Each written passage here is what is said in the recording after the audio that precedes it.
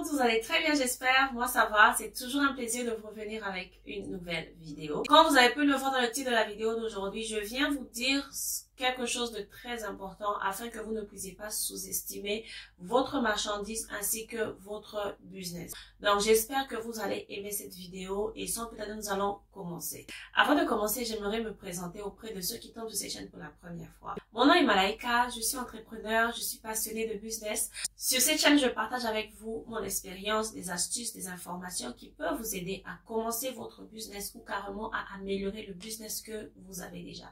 Donc, j'ose vraiment croire que vous allez aimer cette vidéo. Donc, comme vous avez pu le voir dans le titre de la vidéo d'aujourd'hui, je viens vous dire ce que les Turcs achètent en Afrique et revendent ici plus cher.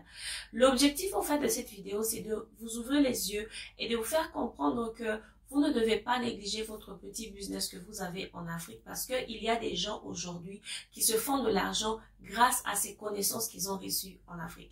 Donc, je crois vraiment que vous allez aimer le concept de cette vidéo. Donc, il y a quelques jours, en me baladant, comme d'habitude, je me baladais sur Internet, je suis tombée sur une marque qui faisait une promotion. Et en cliquant sur leur promotion, je suis allée voir leurs photos. Ce sont des Turcs qui vont en Afrique, des photos par-ci, par-là. Ben, je cliquais sur les, comment on appelle, translation, sur les traductions pour voir ce qu'ils écrivaient et tout. Et vous n'imaginez pas ma surprise quand je me suis rendu compte que ces gens-là achetaient leurs marchandises en Afrique.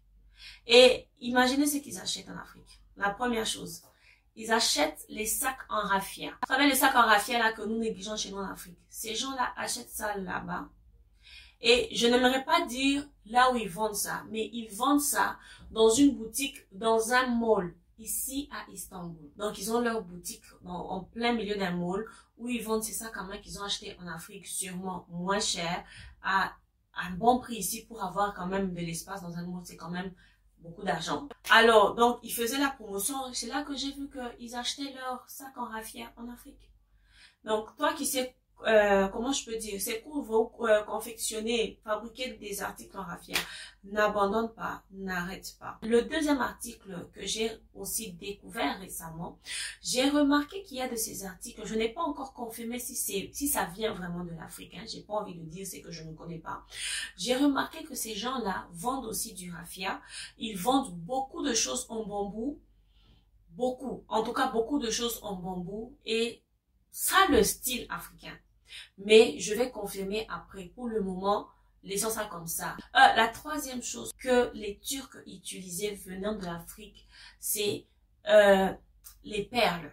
Il y a une bijouterie ici même à Istanbul qui emploie des femmes venues du Kenya. Vous savez, les Maasai, ils sont très forts avec les perles. Ces femmes-là travaillent dans les bijouteries turques. Et donc, elles ont mené leur savoir-faire de l'Afrique ici. Et c'est comme si elles apprennent aussi aux Turcs comment travailler au fait les perles, jouer avec les couleurs, faire tous ces beaux designs-là que nous avons au Kenya.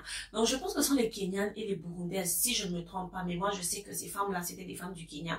Et quand j'ai vu ça, au fait, je me suis dit, waouh, on fait quelque chose là-dehors. Vous comprenez? On fait quelque chose là-dehors. Et l'objectif, au fait, de cette vidéo, c'est juste de vous encourager. N'arrêtez pas, au fait, d'apprendre apprenez, au fait, des skills. Apprenez comment on appelle ça?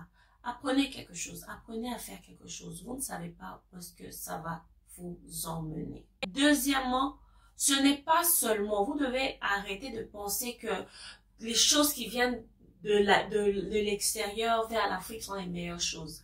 Sachez qu'il y a des gens là dehors qui se font de l'argent en achetant en Afrique et en emmenant aussi à l'extérieur de l'Afrique. Et nous avons des millions d'exemples.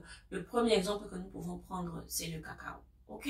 C'est vraiment ça que j'allais partager avec vous. Je sais que la vidéo elle est très courte, mais je voulais vraiment encourager quelqu'un là dehors, informer quelqu'un que regarde ce que les autres font là dehors. Donc, il faut pas dormir, il faut se réveiller, il faut se mettre au travail. Il y a des gens qui se font de l'argent là dehors. Donc, c'est ce que j'allais partager avec vous. J'espère que vous avez aimé la vidéo. Dites-moi aussi ce que vous en pensez dans les commentaires. Je vais vous lire et faites aussi d'autres suggestions, faites de vidéos. Je vous dis un très grand merci pour votre temps et je vous verrai dans ma prochaine vidéo. Bye bye!